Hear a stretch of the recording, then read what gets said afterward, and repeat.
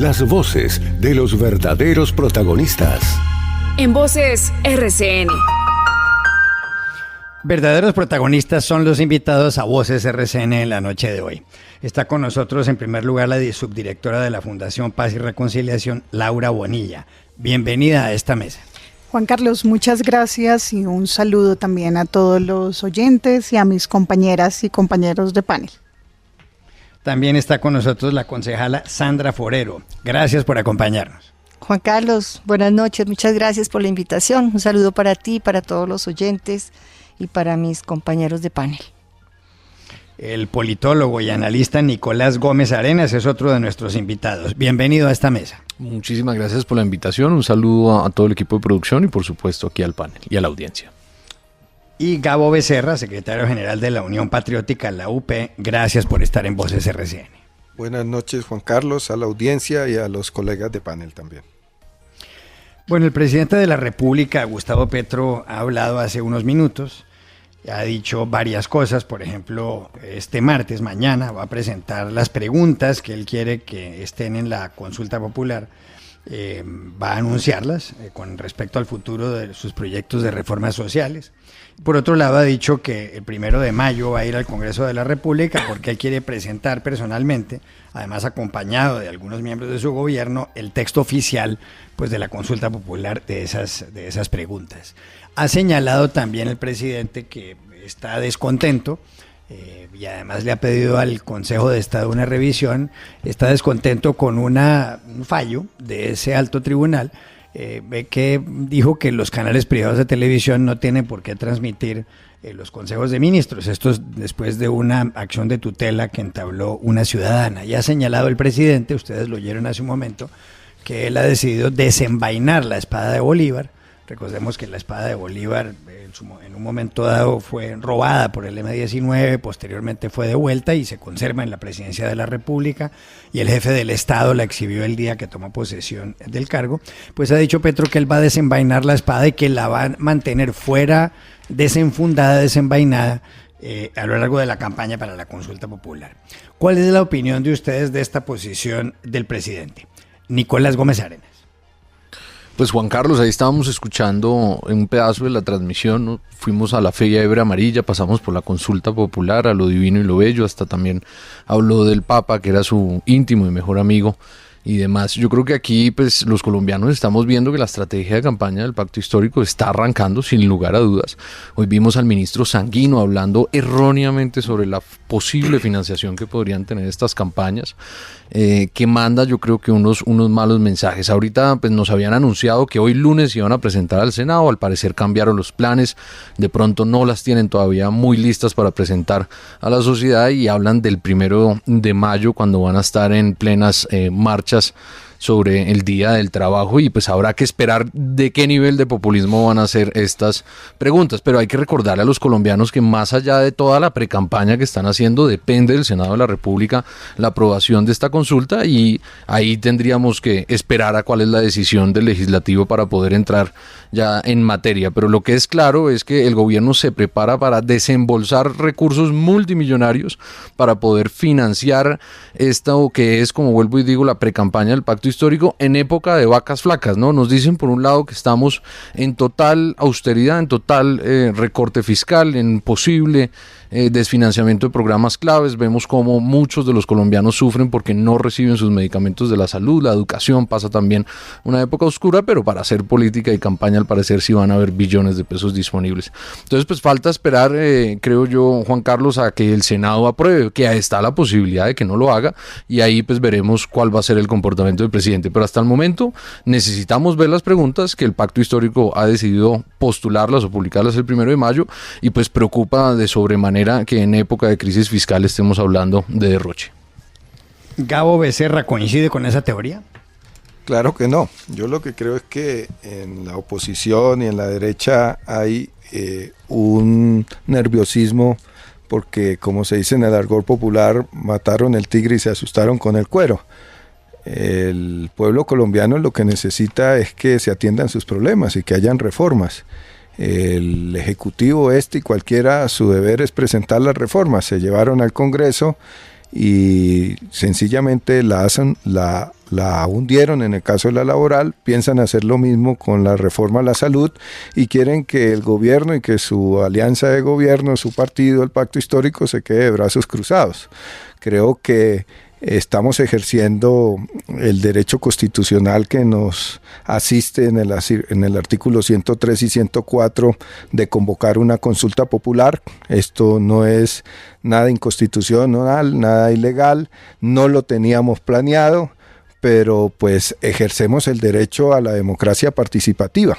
Y yo lo que aprovecho es para invitar a la población, así como salió el 18 de marzo, a que podamos conocer de manera detallada las preguntas. Nosotros ya hemos venido constituyendo los comités por la consulta popular, haciendo pedagogía con la ciudadanía sobre los mecanismos de participación ciudadana, sobre qué es la consulta, cuáles son sus características.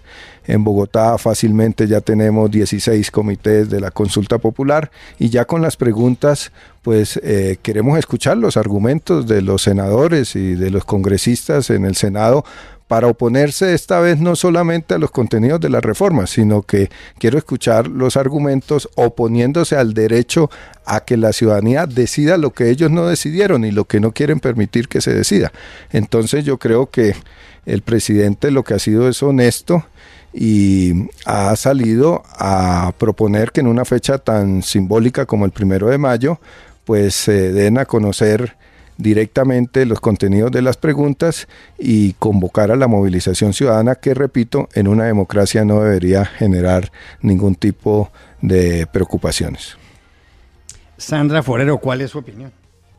Bueno, Juan Carlos, alcancé a oír una parte del discurso que estaba haciendo el presidente y sí, efectivamente alcanzó a hablar de la consulta, de la fiebre, del fallo, de la fiebre amarilla, del fallo, de desenvainar la espada de Bolívar. Esto sigue siendo un show televisado. Afortunadamente existe el fallo del Consejo de Estado, que pues lo tienen que acatar, así no les gusten las instituciones, muy particularmente ni a este presidente ni a sus partidos que lo siguen. Entonces, dice mucho pero no dice nada. Entonces, ¿qué es lo que se está informando? Que va a desenvainar la espada de Bolívar, a hacer un show mediático el 1 de mayo en un país que cerrando, hoy estamos en el lunes de Pascua, yo creo que todo el país vivió la angustia del orden público de Colombia la semana pasada. Es que fueron atentados, carros bomba, La Plata, Huila, Mondomo, Cauca, Dagua, en el Valle del Cauca. El ejército alertó sobre posibles ataques en Bogotá, Tunja, Armenia, Ibagué, Neiva y Chaparral. Y ni una palabra, Juan Carlos, para la gente de esos territorios. Ni una palabra. Insisten en que entonces tenemos 79 casos de fiebre amarilla. Ahora el ministro de Salud, súper acucioso, entonces pide que se restrinja la movilidad en el país. Total desinformación de qué pasa con esas vacunas, de qué contraindicaciones tienen, de qué pasa con los adultos mayores. O sea, es una cosa, no se informa, pero van a desenvainar la espada de Bolívar el 1 de mayo. Lo que informan, además, no lo cumplen, porque hoy se iban a presentar las preguntas de la consulta y tampoco se dio. Tal vez es que esa pelea entre Saravia y Benedetti, que volvió a ser pública, seguramente los tiene nerviosos. Quién sabe si es ahí donde están esperando que se vayan apaciguando las aguas para salir con eso. Entonces, Juan Carlos, un show permanente en un país que está pidiendo a gritos que se tenga en cuenta los territorios, la paz en los territorios, la tranquilidad, esa falsa paz total. Sale un decreto hace 2-3 días, donde entonces además se le va a decir a las FARC o a una parte de las FARC que no se ataquen, que a ellos no los ataque el ejército. ¿Dónde está la coherencia en todo eso? Pero seguimos hablando de la consulta, y ahora con el show del 1 de mayo, que me parece realmente un tema de vamos a desembarcar. Es Bolívar, lo dijo ahorita textualmente, quien va a radicar la consulta es Bolívar. O sea, ¿a dónde vamos a llegar con como con tanto show mediático y el país en esta situación. Y una cosa, Juan Carlos, y con esto termino. Hoy, viendo una entrevista que le hicieron al señor Sanguino, ministro, no tuvo la capacidad, porque fue pura incapacidad, tengo que decirlo, de decir de dónde van a salir los recursos. Él dijo, no, lean la ley. Y le contestaba a la periodista cada rato, lean la ley. Y, o sea, fue tal la presión de la periodista de decir, pero díganos ustedes dónde van a salir los recursos para esto, que dice, va a ser a punta de reposición de votos. Estaba confundido. Sí. Entonces, uno dice, reposición de votos, le hace la ley usted, ministro. Al lado estaba Benedetti, yo no sé si el silencio era porque se iba a reír, se estaba riendo el colega, no entiendo. Pero lo que sí es una claridad acá es que, ¿con qué van a pagar la consulta? ¿Cómo van a funcionar esa cantidad de comités que dicen ahora, ya tenemos listos los comités, tenemos la consulta, tenemos la campaña lista? Esto claramente es una campaña para el 26, les interesa 5 las reformas.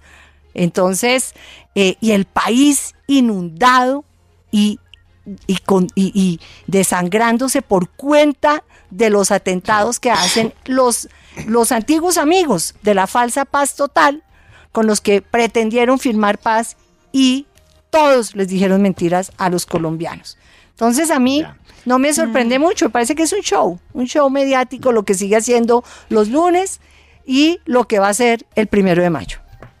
Muy bien. Laura Bonilla, ¿qué piensa del asunto? Pues la concejal Sandra optó por poner en una intervención todas las preguntas del programa, pero voy a tratar de ir solo sobre la primera pregunta, digamos que estábamos acá, y es sobre el discurso del presidente Petro. Ahora, pues, no le puede gustar más o le puede gustar menos, etcétera, pero creo que hay una cosa que es, hay 2 cosas que me llaman la atención y que me parece que son muy evidentes en términos ya de análisis político como tal. La primera es que yo creo que el presidente Petro está jugando en su cancha favorita, y es la cancha semiocrática, digamos, esa mezcla de una democracia muy directa con temas muy simbólicos, especialmente, y esto es lo segundo que me llama la atención, que utiliza símbolos muy cercanos a su base. Entonces eso me lleva a concluir pues que tampoco es un gran secreto, que él lo que está tratando de hacer es jugar una carta ganadora en todos los casos, incluso cuando pierde. ¿A qué me refiero? Si el presidente pierde la consulta, va a ganar.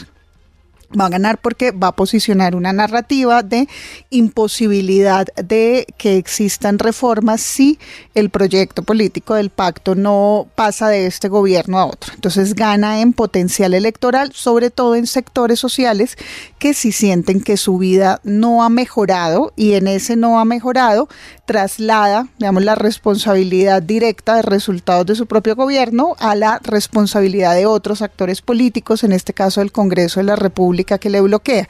Y creo que ese es el Petro que mejor juega al póker, que ese es el Petro que tenemos en el Consejo de Ministros.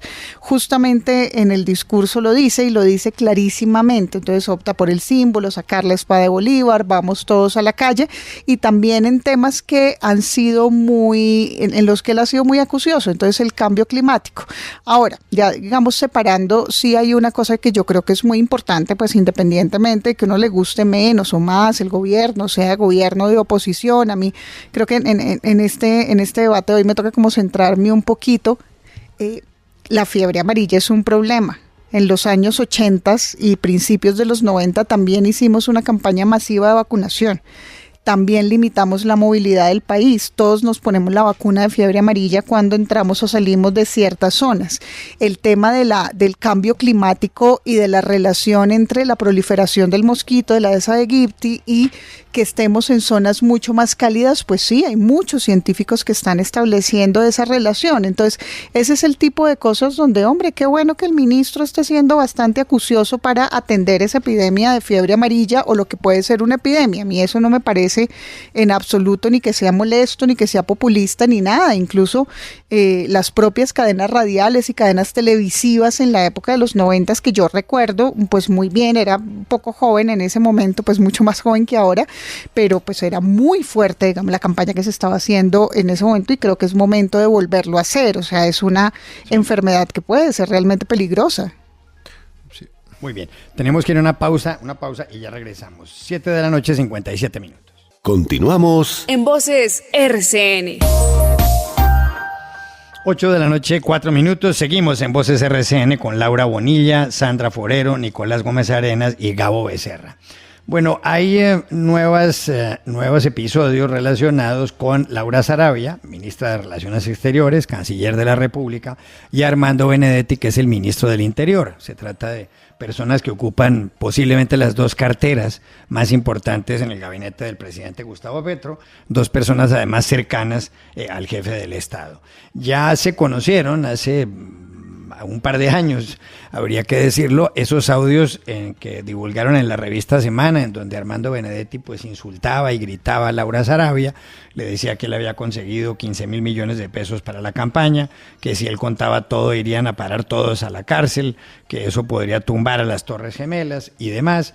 Laura Saravia se defendió, pero ahora resulta que hay una nueva pelea entre los dos, entre Armando Benedetti y Laura Saravia, y hay allegados a la ministra de Relaciones Exteriores que dice que ella quiere aportar nuevos audios o ha aportado nuevos audios a la Fiscalía General de la Nación, a ver esto cómo se resuelve. Aquí la pregunta es, bueno, ¿cómo se puede interpretar todo esto y qué debería hacer el presidente Gustavo Petro? Tiene a dos de sus manos derechas, dos de las personas más cercanas en semejante pelea, lanzándose unas acusaciones pues de hechos supuestamente muy graves. ¿Esto cómo debería manejarlo? ¿Será que debería desvincular a estas personas del gabinete? ¿Será que se les deben pedir más explicaciones a Laura Saravia y Armando Benedetti? Porque lo cierto del caso es que gobernar así pues parece un poco complicado.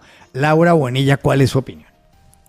Pues mira, yo honestamente y especialmente sobre Armando Benedetti no tengo nada positivo que decir.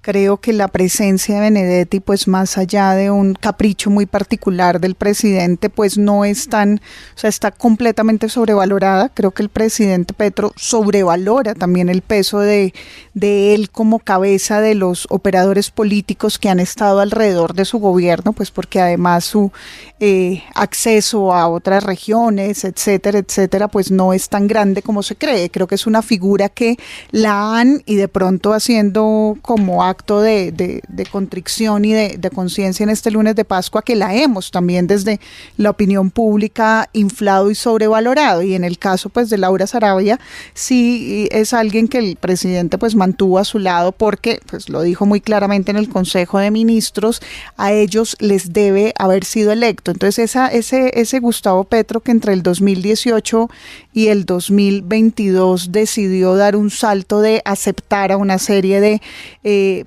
personalidades, porque no necesariamente son colectivos o coaliciones, pues creo que está pagando, digamos, caro con sus propias bases la presencia de ellos, y sobre todo innecesariamente lo está pagando en la opinión pública de cara incluso a lo que para él es sumamente importante, que es la continuidad del proyecto progresista para el 2016. O sea, fractura enormemente también sus propias bases. Nicolás Gómez Arenas, ¿coincide con esa tesis? Yo creo que el presidente se ve atrapado por dos cafres que tienen una pelea gigantesca desde que comenzó el gobierno, en donde conocemos pues cosas terribles como la contextualización que usted hacía, Juan Carlos. Lo impresionante es que no pasa nada. Aquí la justicia no actúa, el gobierno tampoco toma decisiones. Acá hay uno de los señores más poderosos del Estado hablando de 15.000 millones de pesos que al parecer entraron a la campaña de presidencial, y de otras cosas y de otras ilegalidades espantosas. Tenemos una señora como Laura Saravia involucrada en ese escándalo del polígrafo, en otros escándalos aún más terribles y tenebrosos, y aquí no pasa nada. Acá entre las diatribas de Petro se justifica por derecha, por izquierda, por centro, por arriba, por abajo, que estas personas se mantengan, y se mantienen, como lo decía la doctora Laura, porque Petro le debe a la clase política tradicional, esa que criticó horriblemente en campaña la victoria en la presidencia. Y además de eso es evidente que su mano derecha, que era Benedetti en su momento y posteriormente pasa a ser Laura Saravia, pues le tienen quién sabe qué cantidad de secretos, que son los que los audios confirman. Benedetti dice que si se cuentan, si se hablan, si la justicia se entera, si la opinión pública se entera, pues se caen todos, se van presos todos. Entonces aquí no hace falta elaborar mucho para que los colombianos, por un ejercicio simple de lógica, entendamos que aquí ocurrieron varias ilegalidades, pero aquí a nadie le interesa la transparencia, a nadie le interesa la justicia, y algo horrible pasa, y es que el último audio que filtra la misma Laura Sarabia, Benedetti dice que está bien rankeado en la fiscalía. ¿Qué significa que está bien rankeado en la fiscalía? ¿Por qué Benedetti tiene interlocución con la fiscalía? ¿Qué tanto poder tienen los altos funcionarios del gobierno para infiltrar a la fiscalía? Entonces dicen los petristas, no, es que eso era con Barbosa. No se sabe, realmente no se sabe, porque pudo haber sido más reciente, pudo haber sido con subordinados, porque recordemos, estamos a portas de que con ese escándalo terrible que involucra a Benedetti con el FOMAC, fallen.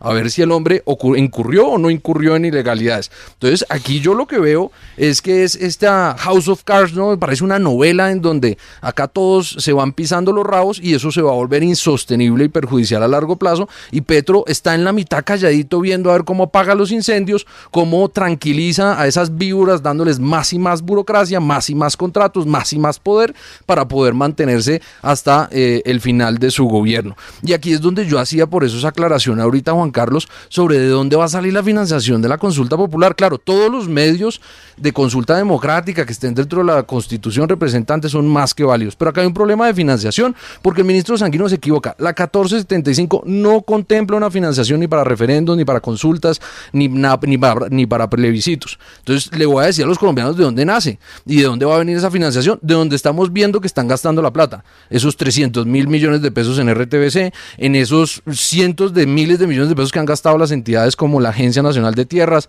como Colpensiones y otras entidades para movilizar la gente para las movilizaciones que el mismo presidente ha citado, en donde hemos visto también que en el escándalo de corrupción de la unidad de riesgo se utilizaron billones para comprar las conciencias de los congresistas, de ahí también va a venir la plata, y además tienen unos activistas pues ya contratados, no solamente digitales. Yo sí le tengo pavor porque Petro batió un récord, colombianos, 8 billones de pesos en 64.000 OPS, y esos van a ser los que van a salir a hacer campaña por este gobierno, y esos van a ser los que van a salir a hacer la campaña por la consulta popular. Entonces aquí es el Estado en función de la campaña, y mientras tanto vemos una novela de dos cafres, vuelvo y digo, que tienen control sobre el presidente de la República, y eso no es sostenible para una república como lo es Colombia.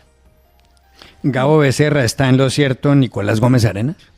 Yo creo que la ciudadanía necesita respuestas frente a los problemas de corrupción que se presentan en el Estado, en este gobierno y en todos los gobiernos. Y comparto que es muy importante que la justicia actúe.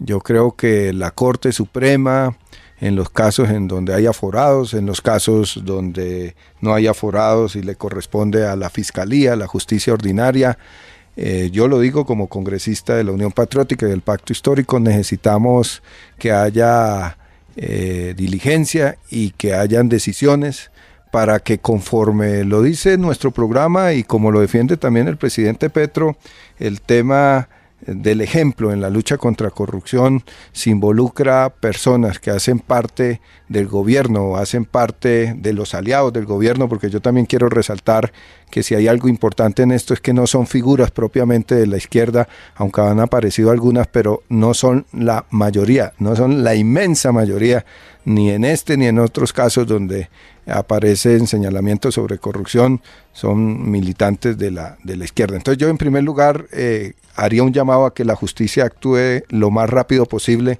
tome decisiones y eso sea una respuesta a la ciudadanía que legítimamente pueda reclamar que haya pues claridad y haya justicia. En segundo lugar, los temas que tienen que ver con el manejo de las contradicciones en el gobierno.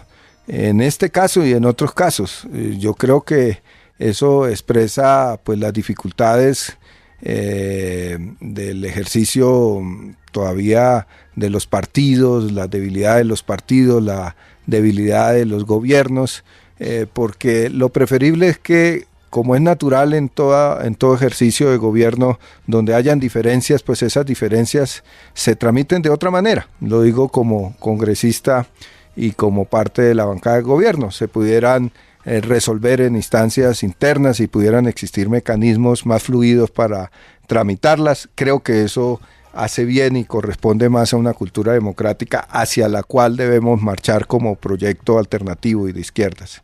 Y en tercer lugar, pues nosotros somos un proyecto plural como Pacto Histórico, un proyecto que conformamos varios partidos y quien lidera este proyecto es el presidente Petro. El presidente Petro toma las decisiones sobre su equipo de gobierno, sobre unos casos y otros pueden haber diferencias, pues el presidente toma las decisiones, y yo también lo digo con mucha responsabilidad, el presidente debe asumir las responsabilidades también sobre las personas que hacen parte de su equipo de gobierno. Entonces yo creo que lo que necesitamos es marchar, por lo menos diría yo, en esas 3 direcciones para que un problema endémico que hay en la sociedad colombiana, que es el problema de la corrupción, pueda ser realmente combatido y a través de decisiones judiciales decidido, para que haya conciencia en la gente de que si hay alguien que se equivoca en ese plano, sin importar el partido, sin importar la ideología, pues tenga que responder. Esa es... Gabo, pero cuando usted dice que el presidente debería responsabilizarse en cierto modo de Laura Sarabia y de Armando Benedetti, ¿a qué se refiere? ¿Qué debería hacer él? No, yo creo que para nadie es un secreto que el proyecto político de gobierno es un proyecto político que ganamos entre sectores de izquierda y franjas de partidos que venían de la tradición política colombiana y de liderazgos de ese tipo. Yo no creo que eso los haga malo por sí mismo. Yo creo que son decisiones que se han tomado, que nosotros entendemos y respetamos, y que ya frente a la justicia cada quien debe responder, ¿no? Pero pues yo sí sé que el que ganó la presidencia es el presidente Petro, y quien toma las decisiones en el gobierno, en el ejecutivo, del presidente Petro. Yo puedo decir una cosa chiquitica, Juan Carlos. Adelante, Sandra Forero. No, esta es Laura Bonilla, me le voy a robar un minuto a Sandra aquí presente. Adelante. Es que Juan Carlos y oyentes y colegas, Armando Benedetti ha sido el rey del sistema político en la sombra en los últimos 20 años. Obviamente, entre más aprende, pues, digamos, se mueve con mucha más facilidad y también con mucha más impunidad, porque los temas en los que él se mueve no necesariamente son temas legales. Entonces, y se sabe perfectamente que él siempre ha caminado sobre esa delgada línea que hay en Colombia entre el clientelismo y la corrupción, entre un Estado muy tóxico, entre un sistema político muy sombrío, y que efectivamente pues sus lazos de la Fiscalía no son lazos de este gobierno, son lazos viejos y son clientelas pero muy viejas. Pero Sandra, él es ministro del Interior de este gobierno, claramente, y él estuvo en la campaña de este presidente. Ahí va mi no le punto pueden echar final. la culpa ahora a otro presidente o a un votante de hace 20 años. Ahí va mi punto, exactamente, ahí va mi punto final. Entonces, y es decir, si uno hace campaña con Armando Benedetti, si uno mete a Armando Benedetti al gobierno, uno no puede esperar que de repente este hombre se convierta en una persona completamente distinta, y ahí no solamente existe la sanción legal, o no solamente hay que esperar a que la justicia, digamos, opere legalmente, sino también hay sanción moral y política, y creo que en eso el presidente sí ha estado muy rezagado con este personaje. Ya, perfecto. Sandra Forero, ¿cuál es su opinión? Bueno, mi opinión, Juan Carlos, yo arrancaría por hablar del tema ético y la línea ética, de la que tanto hablaban en la campaña, que toca correrla un poquito.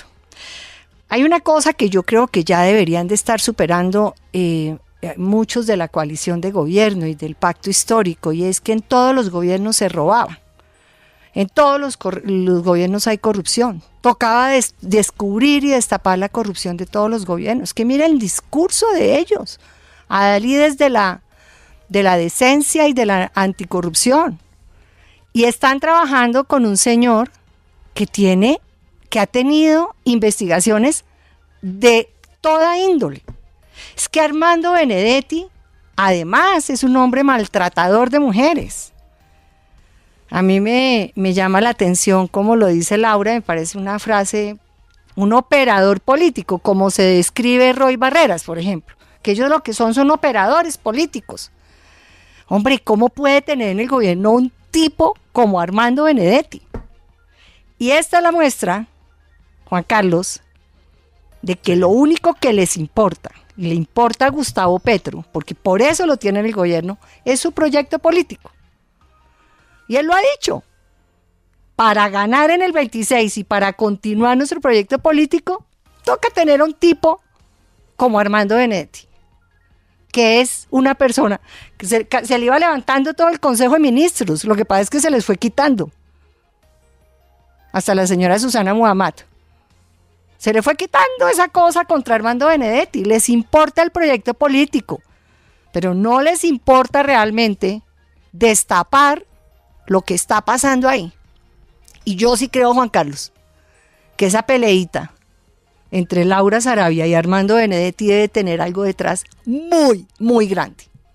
Y yo sí creo que los colombianos deberían saber. Y yo sí creo que las instituciones ahí deben ser muy fuertes. Y la fiscalía tiene que actuar. Porque esta sacadera de audios, así como de vez en cuando y a cuentagotas, y entonces que el señor Benedetti ahora sea dueño del DAPRE, y entonces le están sacando a la gente que tenía Laura, y entonces ella saca unos... Hombre, ¿eso es gobernar? Eso no es gobernar, Juan Carlos. Es que este país está en crisis, este país está en problemas de seguridad terrible. Están convencidos de verdad que la economía va bien. Están convencidos de verdad que la educación va bien. Sí. Y no, señor, no va bien el país.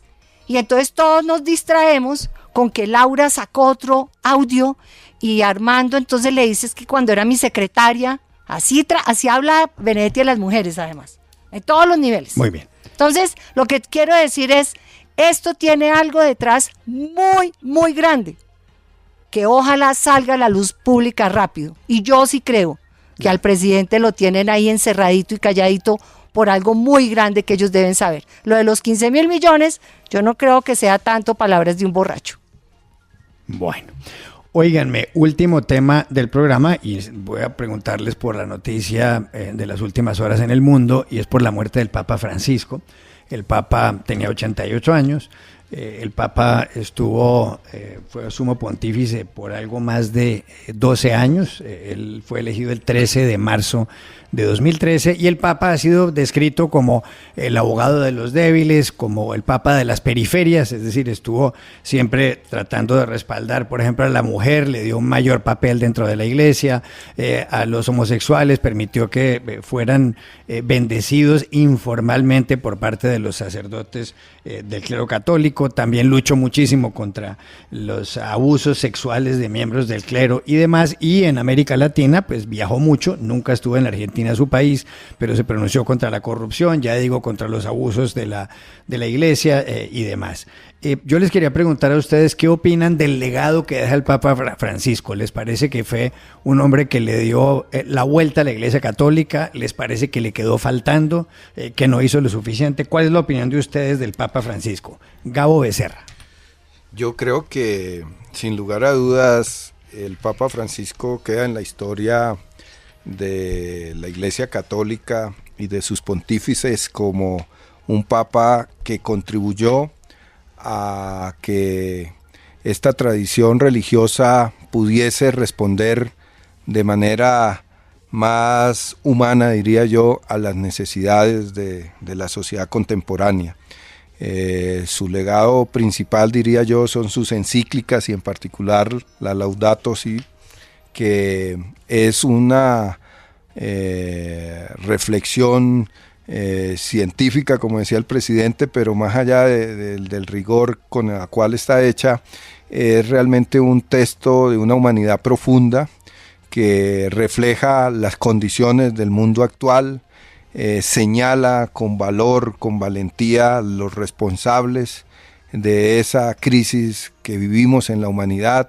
No tuvo problema de hacerlo frente a poderes muy grandes, porque sin lugar a dudas un papa también es una figura política y él lo planteó con mucha humanidad y con mucha valentía en los temas del rechazo a la guerra.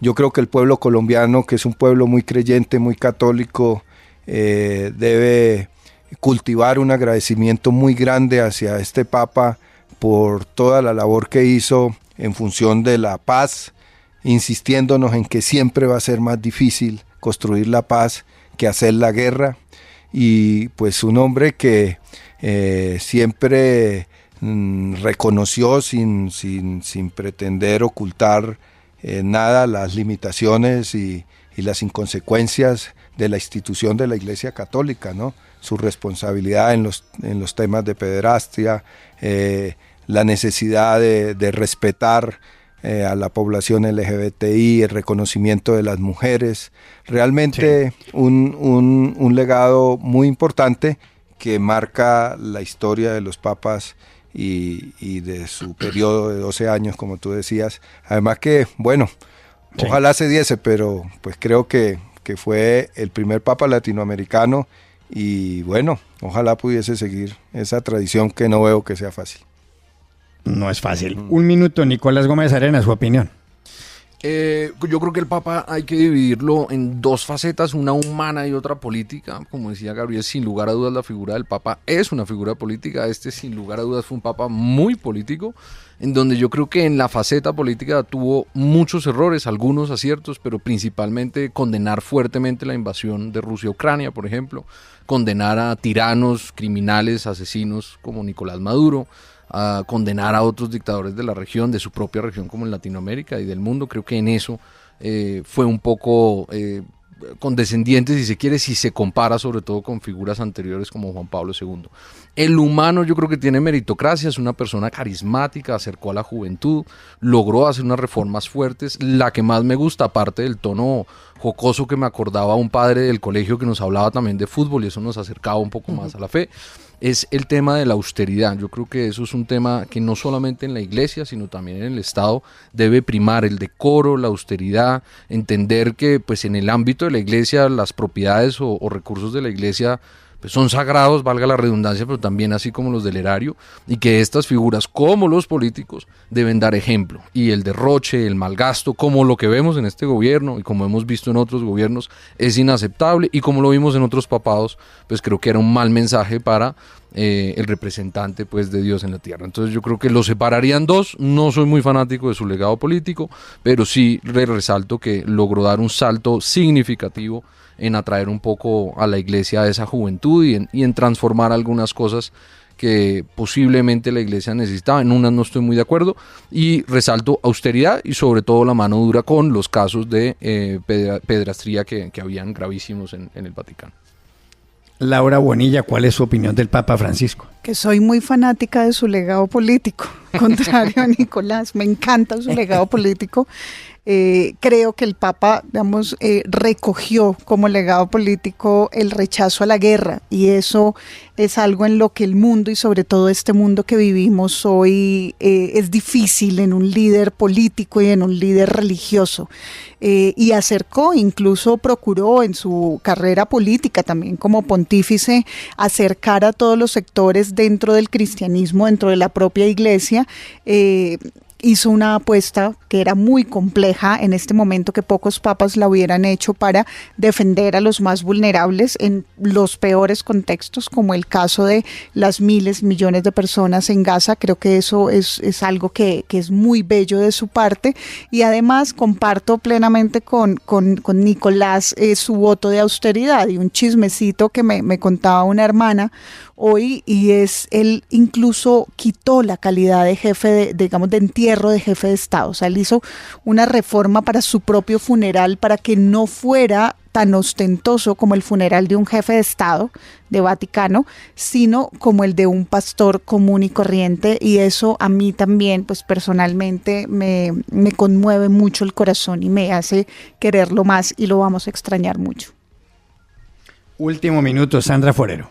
Juan Carlos, tal vez un gran líder, un gran hombre, un hombre que supo llevar la fe y ese liderazgo a los miles de millones de católicos que hay en el mundo, pero no por eso ajeno al resto de las iglesias.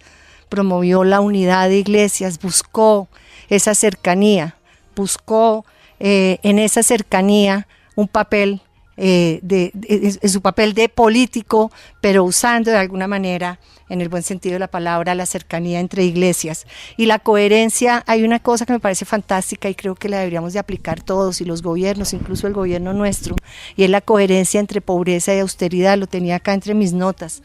Un hombre que promovió siempre buscar y acercar a los pobres, ayudar a los pobres, pero él mismo promovía la austeridad, y como dice Laura, y esa fue la noticia de hoy, dejó organizadas algunas cosas para su entierro, de no gran jefe ni con mucho lujo, sino con austeridad, porque muchas veces el discurso de la pobreza se queda en discurso y el derroche es lo que se queda en la práctica. Creo que eso fue muy, muy valioso. Y la apertura a la diversidad, creo que también, sin satanizar, creo que eso también es un legado que ojalá perdure, porque como él decía, no hay nadie para juzgar ni nadie para cerrar las puertas de la iglesia. Me parece que fue un hombre que deja grandes cosas que ojalá se puedan mantener, a pesar de que no necesariamente fueron objeto de transformación importante dentro de la iglesia, pero en su ejercicio lo hizo.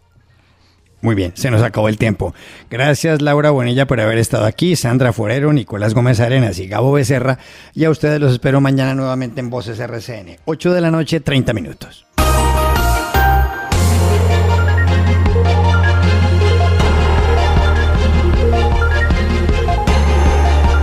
Voces RCN.